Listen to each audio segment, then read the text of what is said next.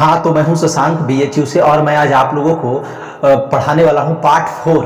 ठीक है, पार्ट 4 जो है अर्धनारीश्वर। अर्धनारीश्वर के रचनाकार हैं रामधारी सिंह दिनकर। अर्धनारीश्वर एक निबंध है, उसके रचनाकार है रामधारी सिंह दिनकर। ठीक है, मैं अब आपको ये पार्ट 4 का पार्ट 1 पढ़ाने वाला हूँ। पार्ट 1 में लेखक का परिचय और सारांश में बताऊंगा। ठीक है, तो हम लोग चलते हैं लेखक के परिचय की ओर। ठीक है,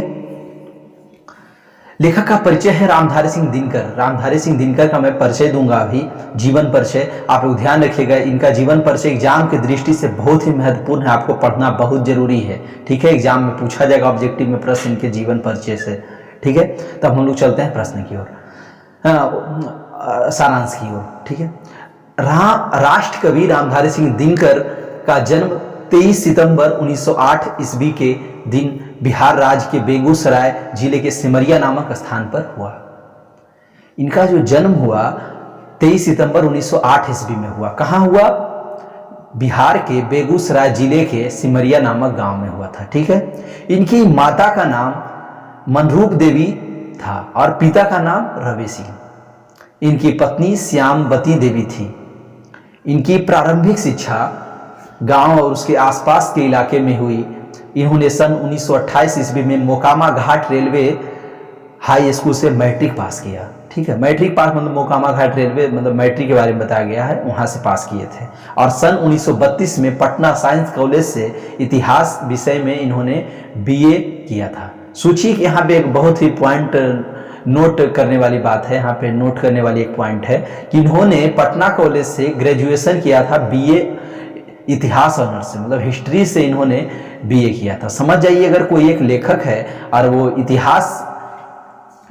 इतिहास से अगर वो ग्रेजुएशन किया और उसके और एक अच्छा हिंदी भी लिखता है, तो समझे वो वही लेखक अच्छा हिंदी लिख सकता है जो अच्छा इतिहास जानता हो। ठीक है, और एक तो जानते ही आप ही बहुत बड़े कवि के और कवि के रूप में इन्हें ये मिली पहचान मिली। अब देखिए इनके बारे में हम लोग और आगे जानते हैं। सन 1925 में इनकी पहली कविता छात्र सहोदय में प्रकाशित हुई। छात्र सहोदय में प्रकाशित हुई। इसके अतिरिक्त भी इनकी कई रचनाएं छात्र जीवन के दौरान ही प्रकाशित हो गई। ठीक है, मतलब 21 वर्ष की अवस्था में इनकी पहली कविता पुस्तक प्रणभंग प्रकाशित हुआ था। ध्यान रखिएगा इस बात को, ये एग्जाम में ये ऑब्जेक्टिव में पूछा जाएगा इस बात को। ठीक है, कि रामधारी सिंह दिनकर की पहली कविता कौन सा है, मतलब प्रथम कविता पुस्तक प्रणभंग है जो 1929 में प्रकाशित हुई थी। एक ऑब्जेक्टिव में पूछा जाएगा ये। अध्ययन प्राप्त करने के बाद इन्होंने AHE स्कूल बरबीघा में प्रधानाध्यापक का पद ग्रहण किया था। ठीक है, मतलब इन्होंने प्रधानाध्यापक मतलब हेड मास्टर का भी पोस्ट ज्वाइन किया था। ठीक है, बरबीघा में, जो बिहार में बरबीघा है। इसके बाद वे सब रजिस्ट्रार नियुक्त किए गए। बहुत बड़ा पोस्ट होता है। ठीक है, सब रजिस्ट्रार नियुक्त किए गए और फिर जनसंपर्क विभाग एवं बिहार विश्वविद्यालय में हिंदी के प्रोफेसर बन गए। ये हिंदी के प्रोफेसर भी बने बिहार विश्वविद्यालय में। ठीक है, बाद में वे भागलपुर विश्वविद्यालय में उप कुलपति के रूप में भी प्रतिष्ठित हुए, मतलब उप कुलपति भी बने भागलपुर विश्वविद्यालय में। ठीक है, अब हम लोग और आगे चलते हैं, इनके बारे में देखते हैं। वहीं इन्होंने हिंदी सलाहकार के रूप में भी कार्य किया। वे राज्यसभा में सांसद भी रहे। इन्हें संस्कृति के 4 अध्याय के लिए साहित्य अकादमी एवं उर्वशी के लिए भारतीय ज्ञानपीठ पुरस्कार से सम्मानित किया गया। यहाँ पे देखिए 2-3 प्रश्न यहाँ ऑब्जेक्टिव मिलेगा आपको कि यहाँ पे एक प्रश्न होगा संस्कृत साहित्य अकादमी पुरस्कार दिनकर जी को किस रचना पे मिला था। आप लोग याद रखिएगा, संस्कृति के 4 अध्याय पे मिला था इनको। ठीक है, और उर्वशी के लिए ज्ञानपीठ पुरस्कार मिला था। उर्वशी की एक रचना है, उस पर ज्ञानपीठ पुरस्कार इनको मिला था। ठीक है, और ये राज्यसभा के सांसद भी रहे थे और हिंदी सलाहकार के रूप में भी इन्हें नियुक्त किया गया था। और वहीं इन्हें पद्म भूषण एवं अन्य कई अलंकरणों से भी सम्मानित किया गया। इनकी श्रेष्ठ रचनाओं के कारण इन्हें राष्ट्र कवि कहा गया। देखिए, इन्हें राष्ट्र कवि भी कहा गया। क्यों कहा गया राष्ट्र कवि? क्योंकि जो इनका दौर था 1908 में इनका जन्म हुआ था। ठीक है, और 1929 में इनकी प्रथम कविता आई थी, ये प्रथम कविता पुस्तक आई थी प्रणभंग। तो इन सब कविताओं में इनमें देखा गया उस समय क्या था, हमारा देश गुलाम था और ये इन्होंने अपनी कविताओं में राष्ट्रीय चेतना का स्वर डाला। ठीक है, जो राष्ट्रीय चेतना का, लोगों को जागरूक करने का काम किया अपने कविताओं के माध्यम से, अपने कहानियों के माध्यम से, निबंधों के माध्यम से, जिसमें लोगों में एक अलग तरह का क्रांति जगे, जागरूक हो लोग, ठीक है। उनके लिए कविताएं लिखे, तो सभी के अंदर राष्ट्रीय चेतना की लहर उत्पन्न हो अंदर में, ठीक है, ताकि वो अपने देश की आज़ादी के लिए लड़े, ठीक है। और इन्होंने खुद लड़ा था। और साहित्य के इस पुरोध का निधन 24 अप्रैल 1974 के दिन हुआ। सोचिए कितना दुखद हुआ जिस दिन इनका निधन हुआ 1974 ईस्वी में, ठीक है। 24 अप्रैल 1974 में इनका निधन हुआ था, जो साहित्य तथा देश के लिए एक अपूरणीय क्षति थी। इस तरह का व्यक्ति अगर किसी की मृत्यु हो जाती है तो एक परिवार के साथ साथ पूरे देश को, पूरे हिंदी साहित्य को ये होता है, क्षति होता है, जो अपूरणीय क्षति है। मतलब इसकी क्षति को पूर्ति अब कोई नहीं कर सकता है, ठीक है। तो हम लोग चलते हैं आगे की ओर। अब इनकी कुछ रचनाएं हैं, ठीक है। मैं आपको बता दूं कि आप लोग हमारा चैनल जरूर सब्सक्राइब कर लीजिएगा प्लीज़, और शेयर कीजिएगा। कुछ प्रॉब्लम हो तो मेरा व्हाट्सएप नंबर पे भी आप संपर्क मुझे कर सकते हैं। अब देखिए मैं चलता हूँ, दिनकर जी की कुछ रचनाएं हैं जो एग्जाम में पूछा जाता है, ऑब्जेक्टिव में आपका पूछा जाए, आप लोग ध्यान दीजिएगा इस बात की ओर। तो इनकी रचनाएं हैं काव्य कृतियां। पहले इनकी जो काव्य रचना है उसको देखिए, मतलब जो कविता टाइप का है। प्रणभंग, जो इनकी प्रथम कविता है 1919 में आई थी। रेणुका, हुंकार, रसवंती, कुरुक्षेत्र, रश्मिरथी, नीलकुसुम, उर्वशी, परशुराम का प्रतीक्षा, कोमल और व्यक्तित्व, हारे को हरिनाम। तो ये सब जो इनकी जो कविताएं हैं बहुत ही महत्वपूर्ण कविताएं हैं। कोई कविता संग्रह भी आप लोग इसको पूरा अच्छे से याद कर लीजिए, एग्जाम में पूछ देगा, 1-2 नंबर आपका तो निकल जाएगा ऐसे ही अगर आप याद कर लेते हैं तो, ठीक है। और इनकी कुछ गद्य कृतियां हैं, उसको भी आप लोग ध्यान में रखिएगा, ठीक है। गद्य कृतियों में है मिट्टी की ओर, अर्धनारीश्वर। हाँ, अर्धनारीश्वर मैं आपको अभी कुछ देर में पढ़ाने वाला हूँ। अर्धनारीश्वर का प्रकाशन कब हुआ था? 1952 ईस्वी में। इसको भी आप याद रखिएगा। अर्धनारीश्वर एक निबंध है, ठीक है। संस्कृति के 4 अध्याय, काव्य की भूमिका, बट पीपल, शुद्ध कविता की खोज, दिनकर की डायरी, ये सब इनकी गद्य कृतियां थी, ठीक है। गद्य कृतियां में आलोचना कुछ आ जाती है, ये सब आप नहीं समझेंगे, ऐसे बता देता हूँ। आलोचना है, निबंध है, कहानी है, इस तरह की चीजें होती है गद्य में। अब इनका देखिए, इनके बारे में तो अब हो गया। अब अर्धनारीश्वर पाठ के सारांश के बारे में हम लोग पहले अब समझते हैं, ठीक है। और आपको मैं कह ही दिया हूँ कि आप लोग को मैं अच्छे से अभी पढ़ाऊंगा, आप लोग ध्यान रखिएगा, मुझ पर विश्वास कीजिएगा। अगर आप हमारे साथ बने रहेंगे, मेरा वीडियो को अगर शेयर करते रहेंगे चारों तरफ, तो मैं आपको जनवरी तक जरूर कोर्स को कंप्लीट करवा दूंगा, ठीक है। मैं आपके लिए कर रहा हूँ तो आपको भी हमारे लिए कुछ करना चाहिए। तब देखिए हम लोग अर्धनारीश्वर पाठ के सारांश को समझते हैं। अर्धनारीश्वर पाठ में दिनकर जी ने इसमें सबसे मुख्य बात ये बताई कि जो अर्धनारीश्वर मतलब आधा नारी ईश्वर है। कहने का मतलब अर्धनारीश्वर का अर्थ इन्होंने ये किया है कि जो भी स्त्री है और पुरुष है, दोनों का जो कार्य है वो बटा हुआ नहीं होना चाहिए। दोनों का कार्य, एक दूसरे का कोई भी कार्य कर सकते हैं। ये जो कार्य बटा हुआ है कि घर का काम स्त्री करेगी या बाहर का काम पुरुष करेंगे, ऐसा कोई बटा हुआ नहीं होना चाहिए।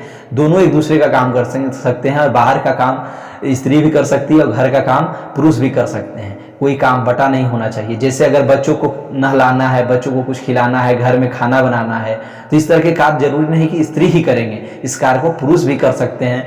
और जो बाहरी काम है, पैसा कमाना, बाहर से पैसा का अर्जन करना, बाजार जाना, बाजार से कुछ सब्जियां लाना, ठीक है, या मार्केटिंग, किसी भी तरह का कार्य हो, बाहरी काम, वो सब पुरुष तो करते हैं, ऐसे स्त्री को भी उन कार्यों को करना चाहिए। तो दोनों, तो कहने का मतलब है कि जैसे देखिए पुरुष और स्त्री हमारे लिए एक मानव सभ्यता को, समाज को, संस्कृति को चलाने के लिए क्या है, एक बैलगाड़ी के 2 पहिए के समान है।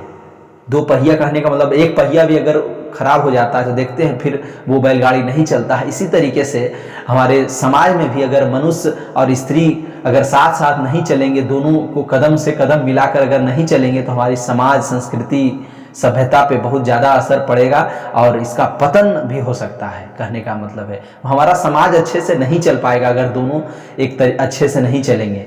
दोनों को एक दूसरे का मदद करना बहुत जरूरी है, ठीक है। जैसे एक बैलगाड़ी का पहिया करता है एक दूसरे का मदद, तभी वो अच्छे से समांतर गति से चल पाता है, तेज गति से चल पाता है, ठीक है। तब हम लोग अच्छे से अब समझते हैं। ये तो मैं बता दिया मौखिक रूप से, अब मैं लिखित रूप से आपको बताता हूँ। राष्ट्रकवि दिनकर अर्धनारीश्वर निबंध के माध्यम से यह बताते हैं कि नर नारी पूर्ण रूप से समान है एवं उनमें एक गुण दूसरे के दोष नहीं हो सकते। कहते हैं बच्चों, दिनकर जी कहते हैं कि जो नर और नारी है पूर्ण रूप से समान है एवं उनमें एक के गुण दूसरे के दोष नहीं हो सकते हैं। मतलब ऐसा नहीं है कि नर के पास ज्यादा गुण है या नारी के पास दोष ही दोष है, मतलब अवगुण ही है, ऐसा कुछ नहीं है। दोनों के पास सब कुछ समान होगा, ठीक है। दोनों के पास गुण होगा, अवगुण होगा। मनुष्य है तो मनुष्य के पास तो अवगुण अवगुण दोनों होते हैं, ठीक है। अर्थात नरों में नारियों के गुण आए तो इससे उनकी मर्यादा हीन नहीं होती बल्कि उसकी पूर्णता में वृद्धि होती है। देखिए दिनकर जी कितनी अच्छी बात कहते हैं बच्चों कि अगर नर में नारी का कुछ गुण आ जाता है तो उसमें उसकी हीनता नहीं है, ठीक है, और उनकी पूर्णता को सिद्ध करता है। कैसे? अब देखिए मैं आपको बताता हूं कैसे। अगर घर में अगर खाने बनाने का काम, ठीक है, अगर झाड़ू देने का काम अगर कोई पुरुष करता है, अगर कर देता है, इस तरह कपड़ा धोने का काम अगर पुरुष कर देता है कभी कभी, तो ऐसा नहीं कि वो हीन कहलाएगा। उससे और उसकी पूर्णता पता चलता है कि उसको खाना बनाना भी आता है, कपड़ा धोना भी आता है ना, बच्चा को परवरिश करना भी आता है। तो ये सब चीजें क्या है, उसकी गुण को प्रदर्शित करता है पुरुष को। इसमें उसको हीनता नहीं महसूस होना चाहिए पुरुष को, ठीक है। कभी हो सकता है स्त्री बीमार हो जाए, पत्नी बीमार हो जाए, घर में माँ बीमार हो जाए, तो उस समय तो कार्य करना ही पड़ता है स्त्री को। अगर हमें खाना बनाना नहीं आएगा, पुरुष को खाना बनाना नहीं आएगा, तो वो कैसे कर पाएगा, समझ रहे हैं ना। इसीलिए पुरुष को स्त्री का कार्य करने में कभी भी हीनता का महसूस नहीं होना चाहिए और उसे करना भी चाहिए। एक दूसरे का सहायता करना बहुत जरूरी है। हाँ, तो ही कहते इससे उनकी मर्यादा हीन नहीं होती बल्कि उसकी पूर्णता में वृद्धि होती है। दिनकर को यह रूप कहीं देखने को नहीं मिलता है, इसलिए वे क्षुब्ध हैं। उनका मानना है कि संसार में सर्वत्र पुरुष और स्त्री हैं। वे कहते हैं कि नारी समझती है कि पुरुष के गुण सीखने से उसके नारीत्व में भट्टा लगेगा। कहने का मतलब है कि देखिए इस निबंध को क्यों लिखे हैं दिनकर जी। उनका मानना है, इसलिए लिखते हैं कि उनके समाज में जिस समय वो चल रहे थे, और आज भी समाज में इस तरह की चीजें मौजूद है कि समाज में इस तरह की चीजें को देखने को नहीं मिलता है, ठीक है। हम लोगों की मानसिकता के बारे में बता रहे हैं कि हमारी समाज में, देखिए इस निबंध के माध्यम से दिनकर जी हमारी मानसिकता को बदलने का प्रयास किए हैं, ठीक है, ताकि हम लोगों की पुरुष की मानसिकता बदले, स्त्री की मानसिकता बदले और दोनों एक दूसरे का सहायता करें। उस समय इनको देखने को समाज में नहीं मिलता था। उनको लगता था कि समाज में, और ऐसा होता था कि स्त्री का काम स्त्री कर, जैसे स्त्री को घर के चार दीवारी के अंदर ही रहना होता था। आज भी है गांव में, अब तो बहुत कम हो रहा है। अब तो लोग स्त्रियों को पढ़ा रहे हैं, प्रगति की ओर अग्रसर कर रहे हैं। तो समाज में क्या होता था, स्त्रियों की स्थिति क्या होती थी, चार दीवारी के अंदर रहती थी स्त्रियां, घरेलू काम ही करती थी, खाना बनाना, बर्तन धोना, कपड़ा धोना, बच्चों को नहलाना, परवरिश करना, और पुरुष क्या करते थे, बाहरी कार्य करते थे। तो उसी पे दिनकर जी ने आज हम लोगों को मानसिकता बदलने के लिए इस तरह की बातें लिखे थे कि लोगों को क्या होना चाहिए, दोनों का एक दूसरे का कार्य को करना चाहिए। और ऐसा नहीं है कि अगर पुरुष स्त्री का काम कर लेगा तो उसको मतलब कि जो उसका आदर सत्कार है उसमें घाटा नहीं लगने वाला, वो तो और बढ़ेगा ही। तो उसी पे कहें दिनकर जी।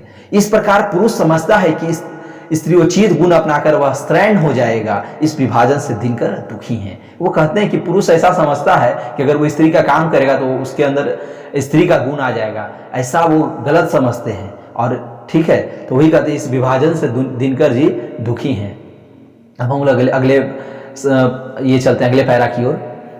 यही नहीं, भारतीय समाज को जानने वाले तीन बड़े चिंतकों रविन्द्रनाथ टैगोर, प्रेमचंद, जयशंकर प्रसाद के चिंतन से भी दुखी हैं। दिनकर मानते हैं कि यदि ईश्वर ने आपस में धूप और चांदनी का बंटवारा नहीं किया होता तो हम कौन होते हैं आपसी गुणों को बांटने वाले। देखिए दिनकर जी यहाँ एक बहुत अच्छा उदाहरण के साथ हम लोगों को समझाए हैं, हमारी मानसिकता को बदलने का प्रयास किए हैं, ठीक है, हमें जागरूक किए हैं। कहते हैं कि यदि ईश्वर ने आपस में धूप और चांदनी का बंटवारा नहीं किया होता तो हम कौन होते आपसी गुणों को बांटने वाले।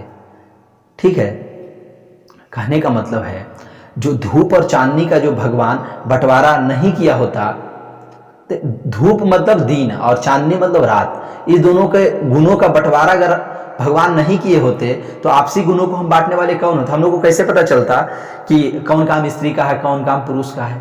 ठीक है, वे नारी के पराधीनता का संक्षिप्त इतिहास बताने के संदर्भ में कहते हैं कि पुरुष वर्चस्ववादी तरीके अपनाकर नारी को गुलाम बना लिया है।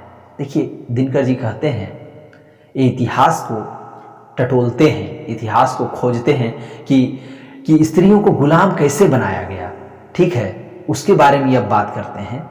ये कहते हैं कि स्त्रियों को गुलाम बनाने का जो तरीका है वो बहुत इतिहास से ही चलता आ रहा है, ठीक है, और पुरुष जो है अपने वर्चस्ववादी तरीके अपनाकर स्त्रियों को गुलाम बनाए। वर्चस्ववादी मतलब पुरुष का दबदबा हो, है ना, पुरुष का बोलबाला हो, पुरुष को ही सब जाने, स्त्रियों को कोई ना जाने, ही वर्चस्ववादी होता है। अब कहते हैं, अब देखिए अब कैसे इसका आरंभ हुआ, कैसे स्त्रियों को गुलाम बनाया गया, उसके बारे में खोलते हैं ये बातों को। ये कौन बताएगा? जो इतिहास का अच्छा जानकार होगा वही ना बताएगा, इसलिए ये अच्छे से बता रहे हैं। देखिए दिनकर जी कहते हैं, जब कृषि व्यवस्था का आविष्कार हुआ जिसके चलते नारी घर में और पुरुष बाहर रहने लगा, यहां से जिंदगी दो टुकड़ों में बट गई।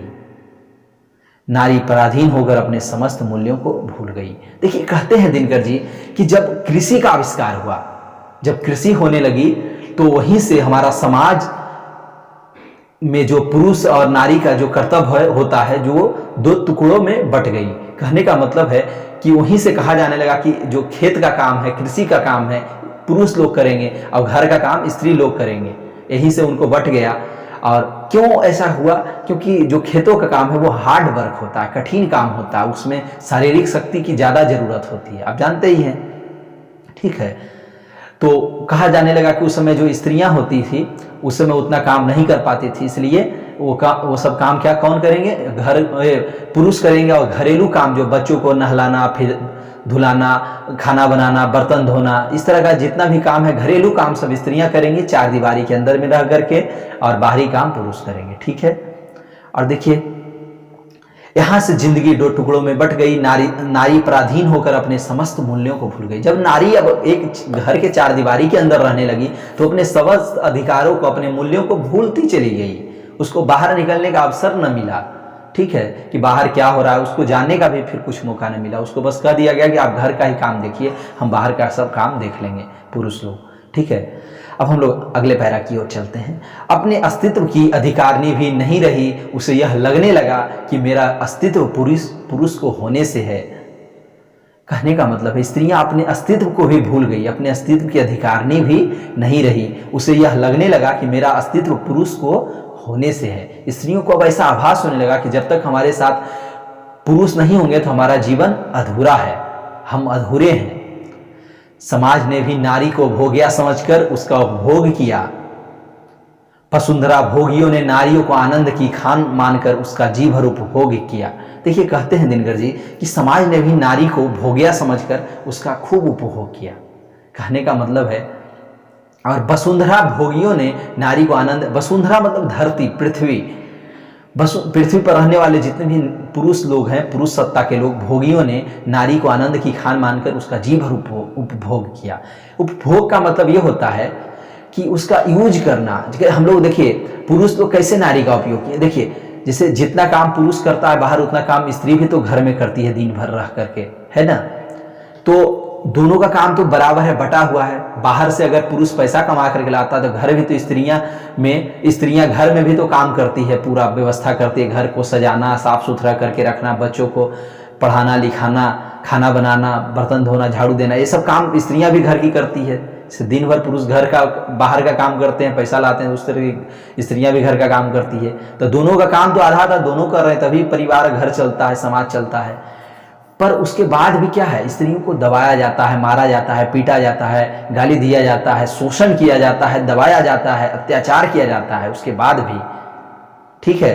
तो उसी पे कह रहे हैं, दिनकर मानते हैं कि नर और नारी एक ही द्रव की दली दो प्रतिभाएं हैं। जिसे भी पुरुष अपना कर्म क्षेत्र मानता है वही नारी का भी कर्म क्षेत्र है। अतः अर्धनारीश्वर केवल इस बात का प्रतीक नहीं कि नर और नारी जब तक अलग हैं तब तक दोनों अधूरे हैं। कहते हैं दिनकर जी कि अर्धनारीश्वर का अर्थ ये नहीं होता है कि नर और नारी अगर अलग अलग हैं तो अधूरे हैं, ये तो एक अर्थ है ही है, ठीक है, कि नर और नारी अगर अलग अलग हैं तो अधूरे हैं, और दोनों मिल जाते हैं तो हमारा समाज अच्छे से चल पाता है। जैसे एक बैलगाड़ी अच्छे से चलता है अगर दोनों पहिया उसका बराबर होता है तब, ठीक है। वही कहते हैं, बल्कि इस बात का भी जिस बताते हैं दिनकर जी, जिस पुरुष में नारीत्व की ज्योति जगे, बल्कि यह कि प्रत्येक नारी में भी पौरुष का स्पष्ट आभास हो। दिनकर जी का कहना है कि अर्धनारीश्वर का अर्थ यह होता है कि पुरुष स्त्री का काम कुछ करे और स्त्री भी पुरुष का काम करे। ठीक है, दोनों का काम बटा नहीं होना चाहिए, दोनों खुले स्वतंत्र होकर के एक दूसरे का कार्य करे। ठीक है, तभी हमारा समाज का विकास हो सकता है। दोनों कदम से कदम मिलाकर चले, दोनों बैलगाड़ी के पहिए की तरह चले, दोनों समान रूप से चलेगा। पुरुष और स्त्री अगर समान रूप से चलेंगे तभी हमारा समाज का, संस्कृति की, सभ्यता का या अच्छे तरह से पूर्ण रूप से विकास हो पाएगा। नहीं तो सब कुछ अधूरा रह जाएगा, पतन की ओर हो जाएगा। ठीक है, यही दिनकर जी का कहने का संक्षिप्त मतलब था। मैं अब आपको डिटेल में इस चैप्टर को पार्ट 2 वाले वीडियो में पढ़ाऊंगा जो कल आने वाला है। ठीक है, और आप मेरा चैनल जरूर सब्सक्राइब कीजिएगा। और कुछ परेशानी हो तो आप मेरा ये व्हाट्सएप नंबर पे संपर्क कर सकते हैं, और सभी लोगों को शेयर कीजिए जो 12th के बच्चे हैं। ठीक है।